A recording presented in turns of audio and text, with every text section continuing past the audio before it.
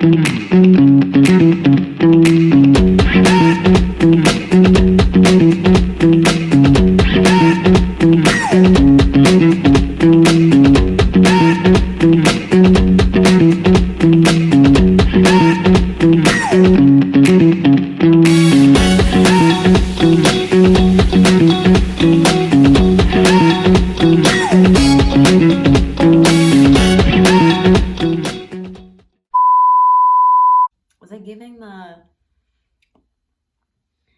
I giving the fucking Kim Kardashian vibe? I hope I was.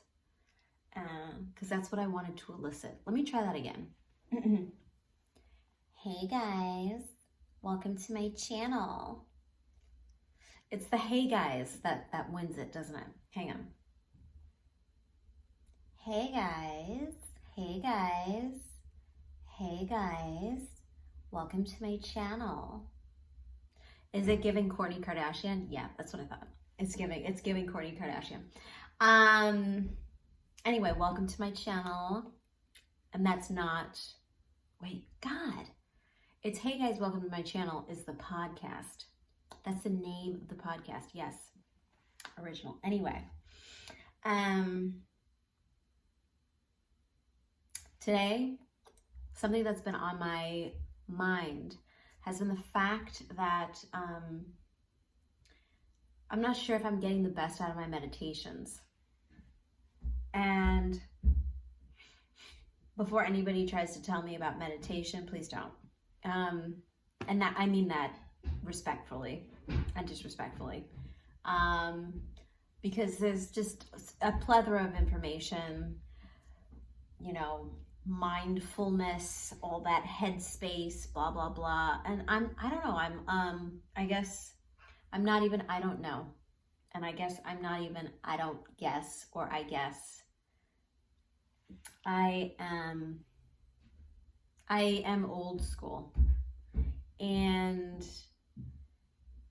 I was told that, you know, to be a really good meditator, you had to be able to sit still. Well, as we have now discovered, it isn't that I can't sit still, okay? I can sit still. It's just that I can't sit still. All right, so now that we're there, meditating. I'm just not sure that I'm getting the best out of my meditation. And the reason why this is coming to mind is I call her a friend, a dear friend. And she's not even really my friend, but she's somebody who I follow on Instagram. She's young, lovely, progressive, interesting. She's a teacher, an artist, all of those things. And I adore her. She was living in Turkey for a little bit, and I think her home base is Virginia. A beautiful Black artist, and one of the things that attracted me to her page was that I saw she had this, her name is Lexi, by the way. Lexi, I'm thinking of you. But one of the things that attracted me to her page is she had this reel doing like a meditation for like 60 minutes. And it was really cool to just be a part of that. I really enjoyed that, and I really enjoyed her instruction. Anyway, she's going through a number of health battles, a number of health problems. So please, if you would like to donate to her GoFundMe, she would really appreciate it. At the moment, she's unemployed and struggling to make ends meet. And also, you know how the healthcare system is in America. It's just crazy. But anyway, long story short, she was driving her car, and they said that she suffered a stroke. She blacked out, hit another car. Her car, the other person's car, is total. Thank God she's alive. You know, they basically are surprised that she was alive, and I think the other person is fine too. Thank God. But she was mentioning how stress seems to be a contributing factor to what likely is this issue. they think that, you know, they can't really, the health providers can't really figure out what might have caused it. And, you know, they're potentially saying that it's stress. And she was talking about how she oftentimes relaxes to very sort of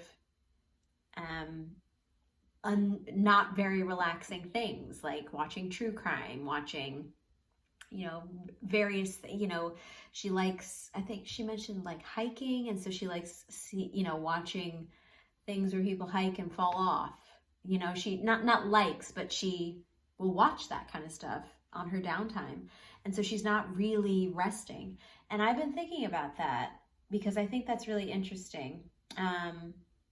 Not just the true crime stuff, because I watch that. I've been watching that, and I had no fucking clue that most women watch true crime. Like, I used to fall asleep to that in college. I thought I was the only one. In fact, my roommate at the time, who was also my best man at my wedding, he would make fun of me.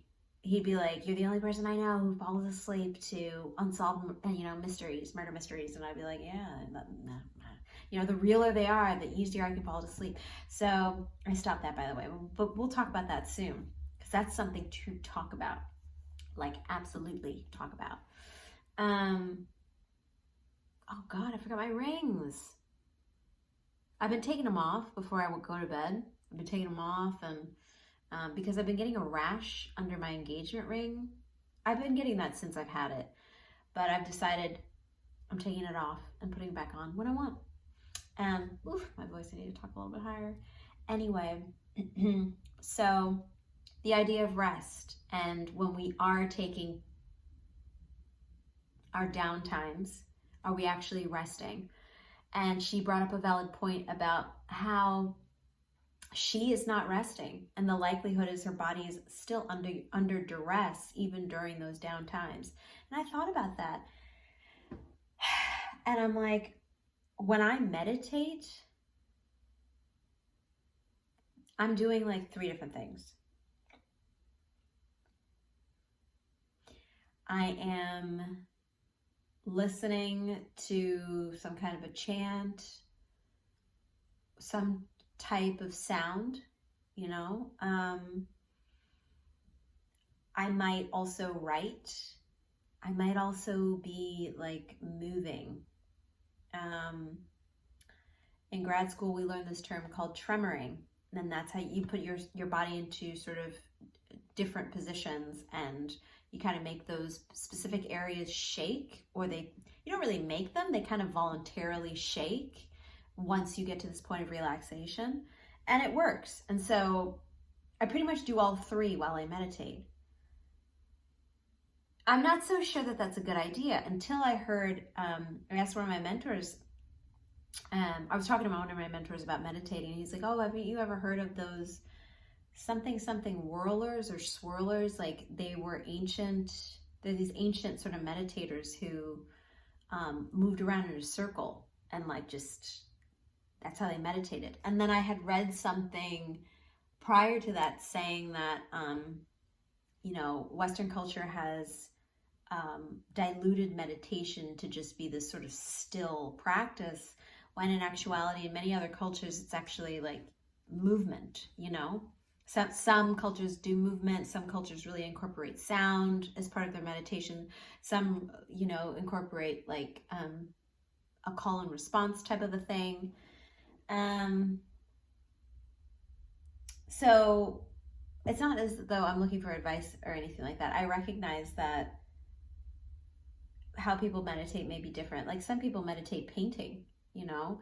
And I remember having to convince my husband of this too before, because he was all like, "No, you got to meditate in silence." Like, he wanted to do this whole transcendental meditation, which I bullied him out of doing, which I regret. I sort of made fun of him. You know, he was willing to pay $2,000 for this person to tell him like his word, and this word would always kind of just sink him in with his, you know, meditation place to be just like one and shit like that. And I thought it was hilarious. I was like, I'll give you a motherfucking word. I will give you, can you pay me $2,000 and I will give you a word, your own word. I dogged him for like 6 months. You know, and I regret that. I really do. I made a mistake. I get it from my dad. I do. You know, I can roll with the best of them. I'm not a real bully, but like, you know, I can, if we're having a go, I can have a go. You know what I mean? I can take a go, and if we're having a go, I can't always take a go. I can't always, okay? That's why I'm not a comedian. But if we're having a go, I can give them, you know? So I regret doing that. And I told him, I'm like, hey, you know, I made a mistake. That's your choice. That's your decision. But I think that's fucking wild, you know? $2,000 for somebody to tell you a word, and that's your like word to clue in to yourself. Oof, I would love that business. You know, I would love to run a business like that because I think I would make a lot of money. But I just don't have I don't believe it. I don't have the conviction to stand by. Give me $2,000 and I will tell you that your word is padankadanch. You know, I don't know. Anyway, am I getting the best out of my meditations? I don't think I am. I think that a lot of times I attribute meditation to new ideas. If I can get a new idea out of this meditation, it was successful, you know? And so my mind was already fixated on reaping a positive benefit out of it. And so I expect to have a good idea. And so I want to write, you know, I want to have my book right next to me just in case. And I always do. And I always end up writing. And it always ends up being a meditation writing, release writing, elimination theory meditation. So I don't think I'm getting the full benefit, but I wonder, are people actually getting benefits from meditating, and do they feel like they're actually seeing their, you know, because I think the idea is what? Feeling at peace, feeling very relaxed, feeling very connected. I have moments of that where I feel very connected to my body and very connected to my inner life and all of that, but maybe it's 3 or 4 times. And I think a lot of Westerners, Western practitioners of meditation say that that's the point. Like you probably won't go the whole way through, but you have these little pockets where this happens. But I wonder if it's just to stay, I wonder if there's another thing that we're supposed to be receiving that feels like peace. And is peace, because that's the point, right? Is to be thoughtless, or is it to be thoughtful? It's to be thoughtless, right? But how can you actually be thoughtless? You have thoughts 24/7.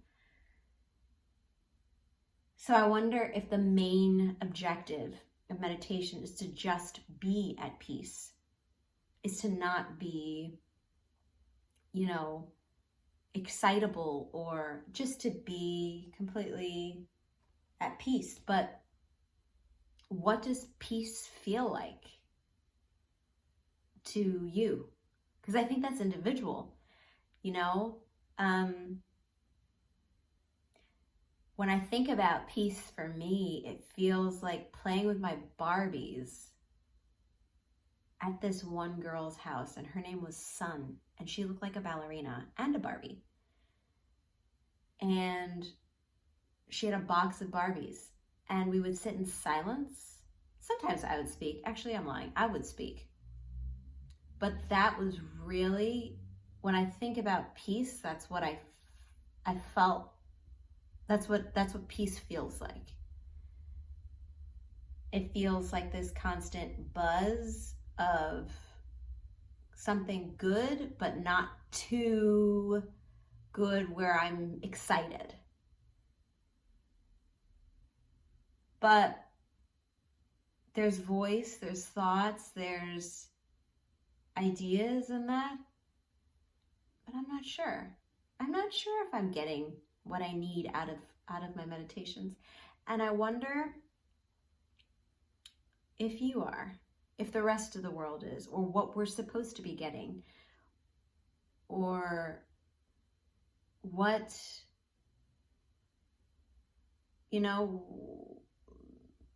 I just wonder if the rest of the world is getting what they're supposed to be getting from meditation. I think peace is largely something that I would like to take from meditating, but maybe even deeper than that, it's about connecting to oneself. And that doesn't have to feel peaceful. It can, I guess, be whatever it's supposed to be, but you're at least connected to yourself. And I know what connection to self feels like for me. It feels very present. It feels very grounded, but it also feels very ethereal. It doesn't feel so analytical. And it feels very flowy. Yeah. Anyway, that's it for this week. See you later. Bye-bye.